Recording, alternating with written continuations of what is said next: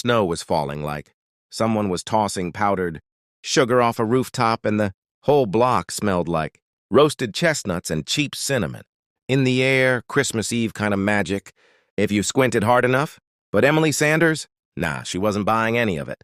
She stood on the corner with her apron still tied up messy around her waist, one hand clutching a small paper bag with the last tips from her shift like it was a rescue raft, the other tucked deep in her coat because her fingers felt like frozen French fries.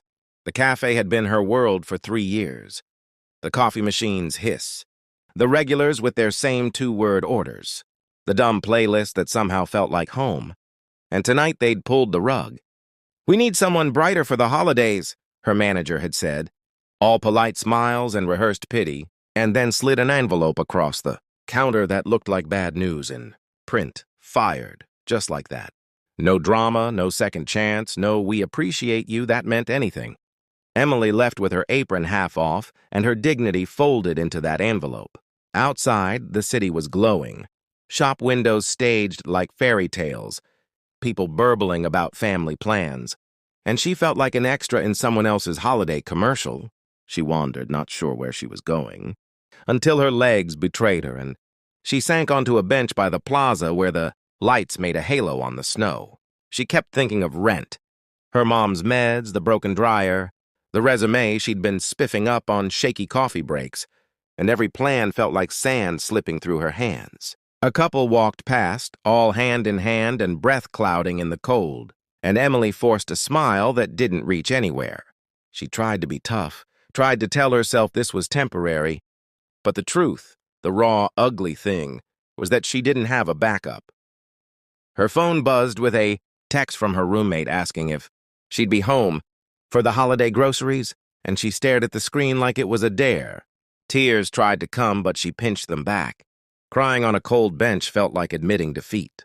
Then a small voice popped up out of nowhere, bright like a little bell. "Are you cold?" the kid asked, simple as that. Emily looked down. A tiny girl stood there in a red coat too big for her shoulders, a knitted hat with one pom-pom dangling, clutching a stuffed reindeer with one mittened hand. Her eyes were honest and curious. Not the fake pity Emily had been bracing for, just a clean, straight gaze that cut through the night.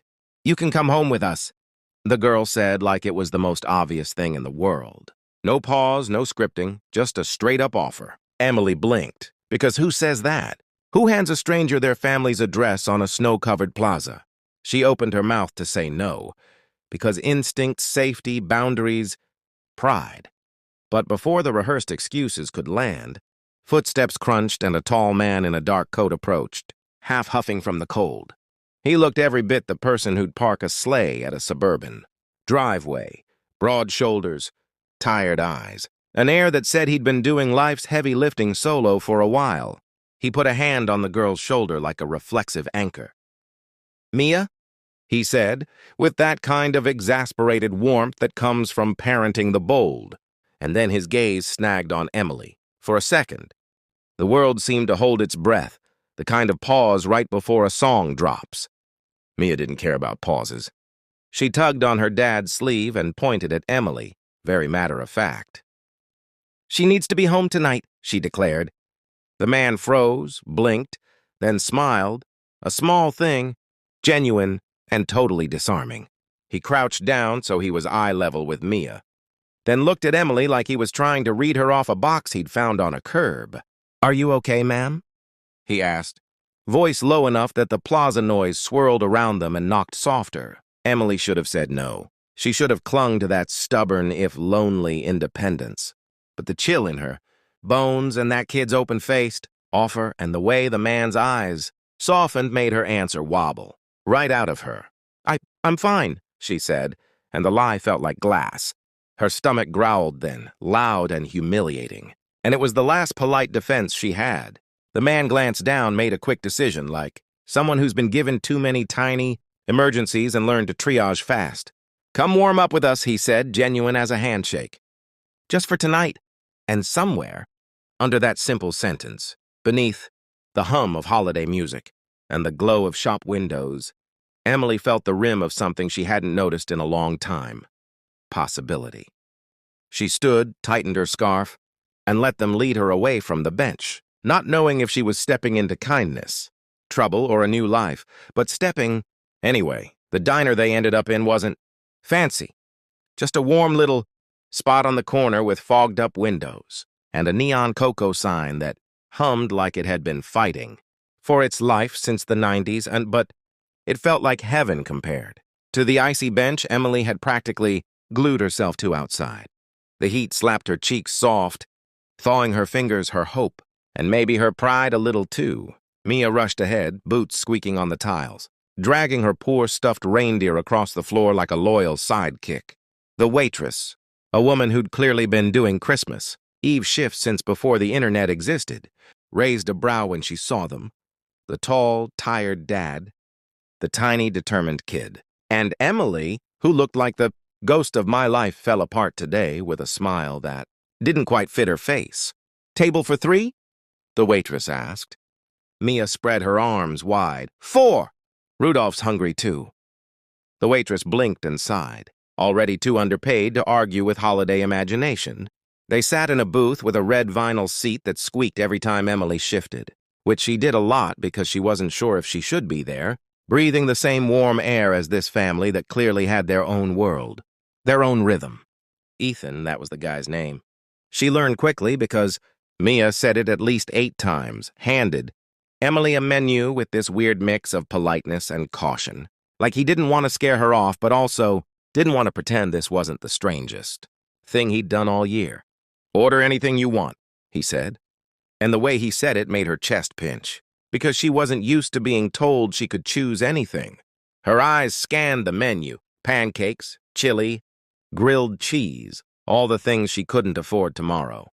She settled on soup mostly because it felt safe. Ethan looked at her again, studying her face in that quiet, careful way someone does when they're trying to understand why your eyes look like you've swallowed heartbreak whole.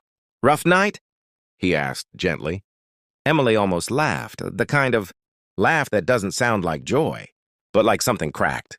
"Something like that," she said, swirling her fingers along the edge of the napkin. "Got fired 2 hours ago."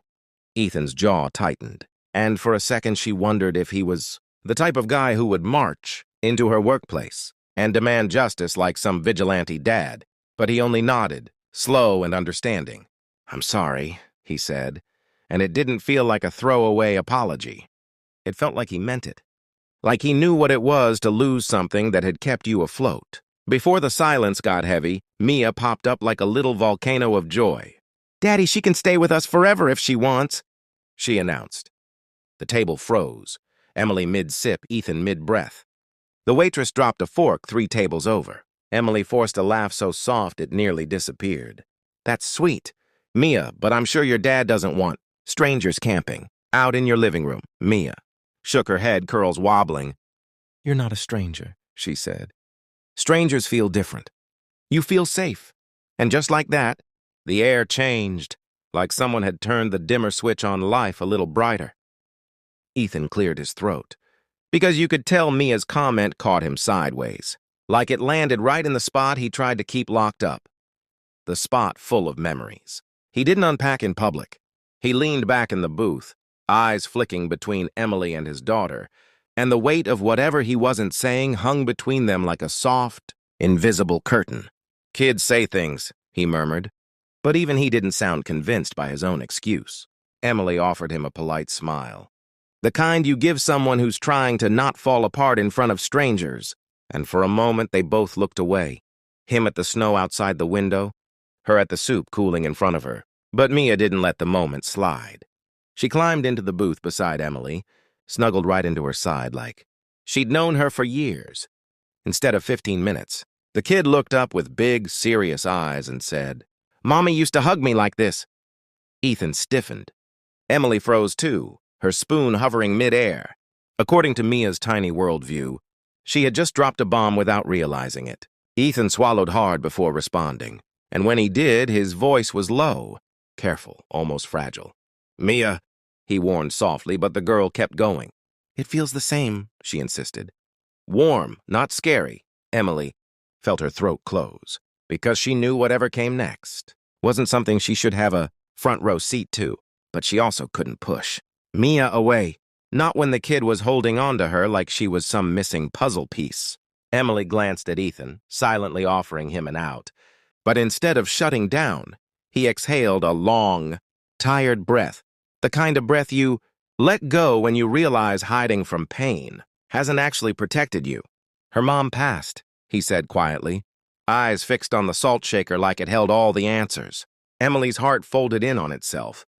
2 years ago. Mia tugged on Emily's sleeve, completely unaware of the emotional tornado she'd stirred. Dad gets sad sometimes, she whispered. But he pretends he's not. Ethan let out a weak laugh. One with no humor, just resignation. Kids, he said, shrugging. They report everything. Emily didn't say, I'm sorry. She knew better. Some losses don't want condolences, they just want respect.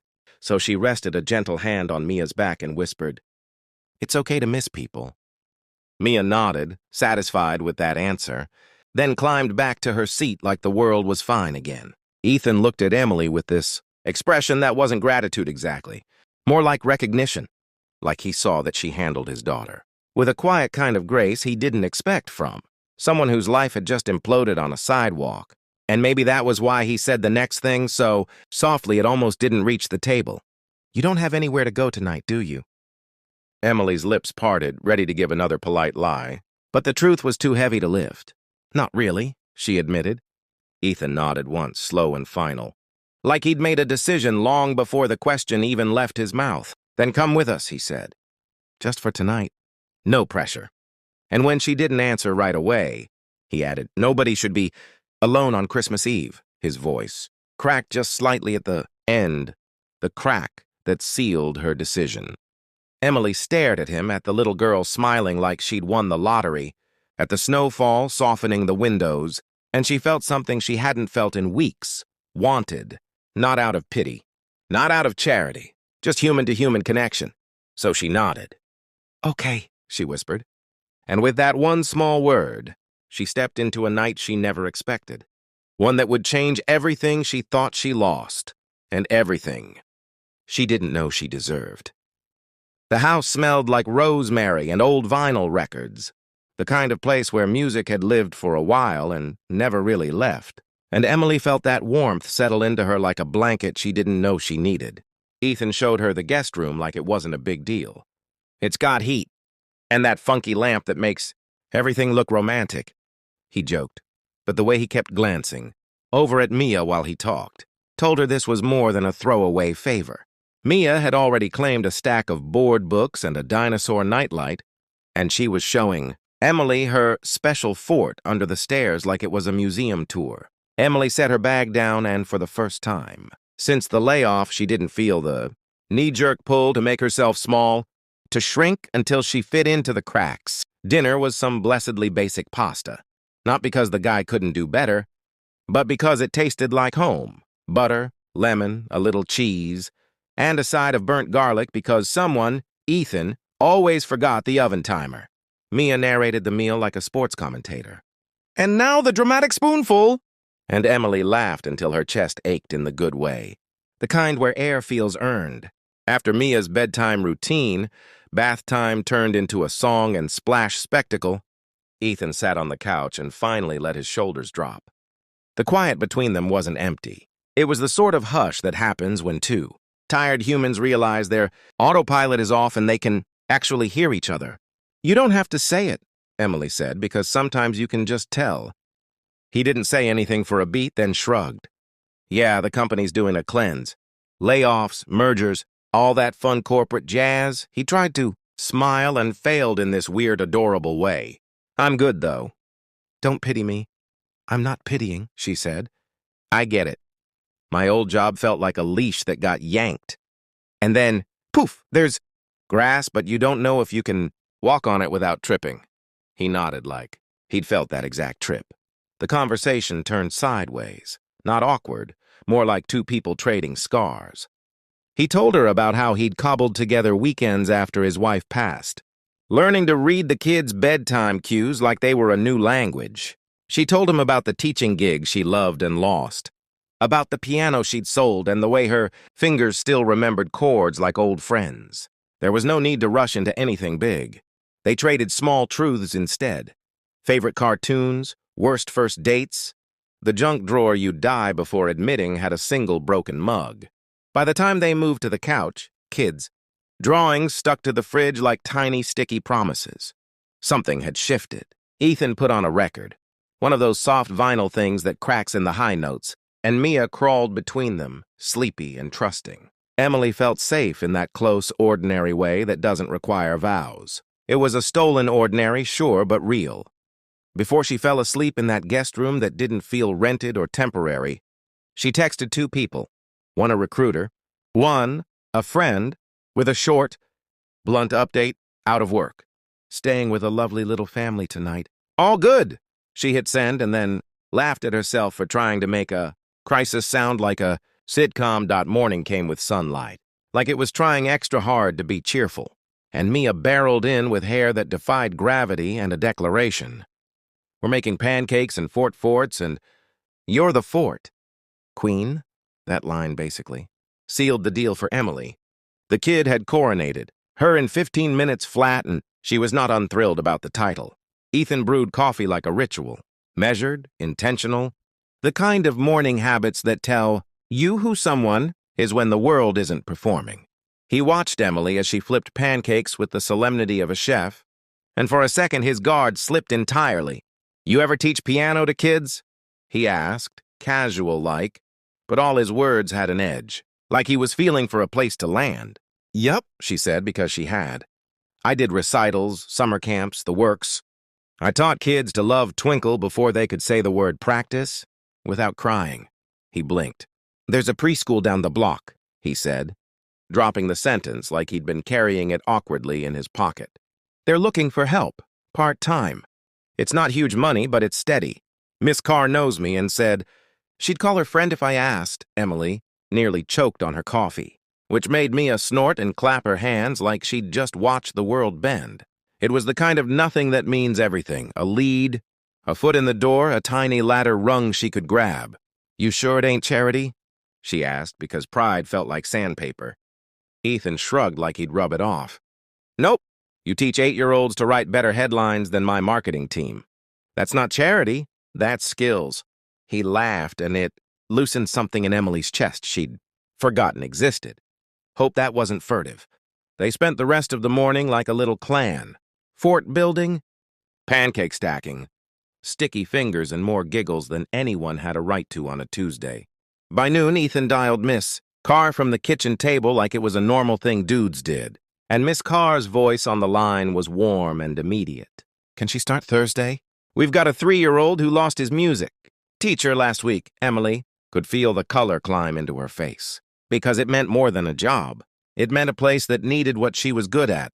Not a pity hire, but a need. She grabbed Ethan's hand impulsively, just a squeeze, but enough to say thank you and something like trust. That afternoon, she filed for unemployment paperwork, the adult version of an awkward dance, called a neighbor to watch her bag for a few hours, and texted her mom a photo of Mia hugging her like, look, I'm not invisible. When she finally hung up the phone, Ethan was on the couch, Mia asleep with a crayon in her hand, and he looked like he'd carried 1,000 small decisions to a single honest one. You could stay longer, he said, not as an offer to be a charity case, but like he meant the word home without irony.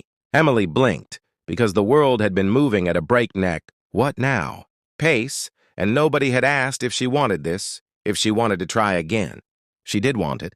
She wanted a place where she was wanted, for more than what she could hustle up for rent. She wanted a corner where she could be messy and loud and still belong. So she did the thing that felt like both surrender and rebellion. She said, okay. And when Mia woke up and declared breakfast number 2 like it was dessert, Emily caught Ethan's eye and they both laughed, nervous and relieved and kind of thrilled all at once. That night, when the house hummed and the record spun soft, Emily laid in her borrowed bed and let all the small, ordinary noises fold around her, the soft breathing of a sleeping child, the clock on the wall, the distant tap of a neighbor's footsteps. And for the first time in far too long, she let herself believe that losing a job wasn't the end of her story. It was just a strange chapter that led her to a kitchen with burnt garlic, a record that skipped on the chorus, and a little girl who thought she was royalty. The first snowfall of January drifted, down like slow-motion confetti, soft and quiet, as if the sky didn't want to startle the moment happening inside Ethan's living room. Emily stood barefoot on the hardwood floor, a fresh stack of music sheets in her hands, watching. Mia twirl in her pajama shorts like she was auditioning for a very chaotic ballet. The house had that lived-in Saturday vibe. Coffee scent mingling with pancake crumbs, a blanket half falling off the couch, and the soft hum of Ethan's old record player spinning something mellow. Emily felt it in her bones. This wasn't temporary anymore. This was starting to feel like the kind of home that didn't demand perfection, just presence. Ethan walked in with a mug in each hand, hair still damp from the shower, giving off that quietly handsome. Didn't even try energy. He set a cup in front of her.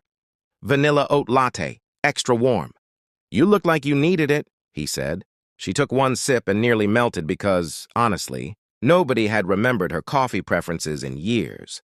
Mia barreled between them at full speed. "It's showtime!" she yelled, and dragged Emily toward the piano. "You have to hear my new song." "I wrote it myself. It's called, the Pancake Anthem."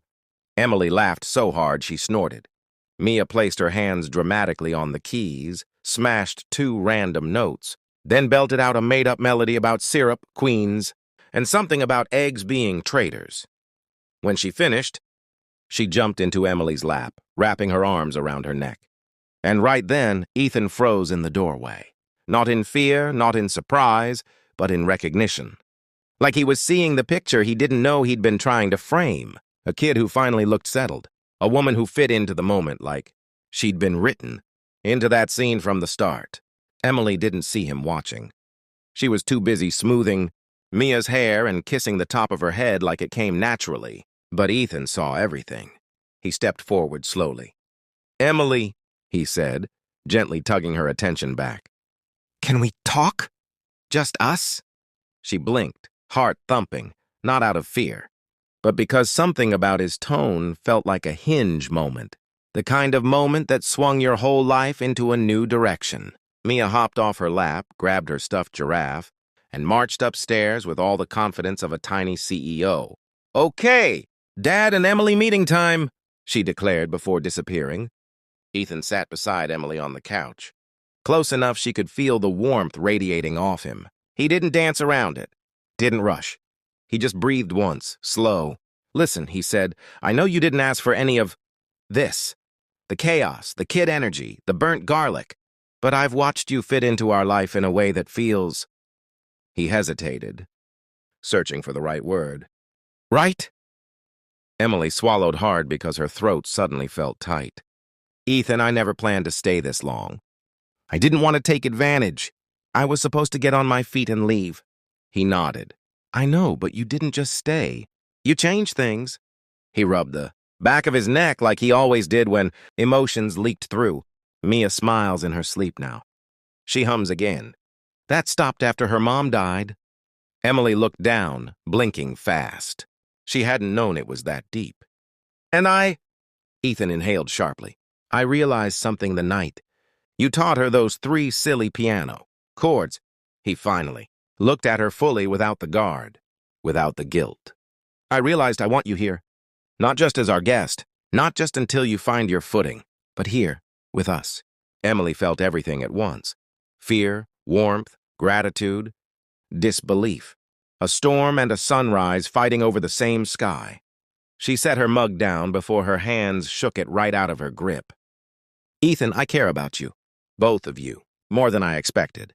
But I don't want to be, I don't know, someone you're settling for because life's been rough." Ethan shook his head immediately, almost sharply. "You're not a backup plan," he said, "or a charity project, or a filler for an empty house."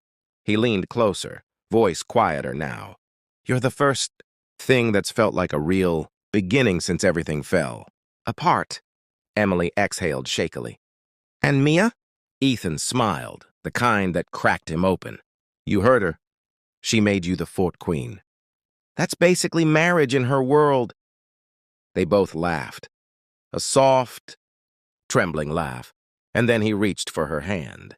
"Look," he said, thumb brushing her knuckles. "I'm not asking for anything official or scary or fast. I'm just asking if you want to stay. Not because you need a roof, but because maybe this is where you're meant to be." And that was the moment that undid her. Not the offer. Not the words. The tone, gentle, human, real. She leaned in, forehead against his, breath mixing with his, and whispered, "Yeah, I want to stay." Before they could say another word, tiny footsteps thundered down the stairs.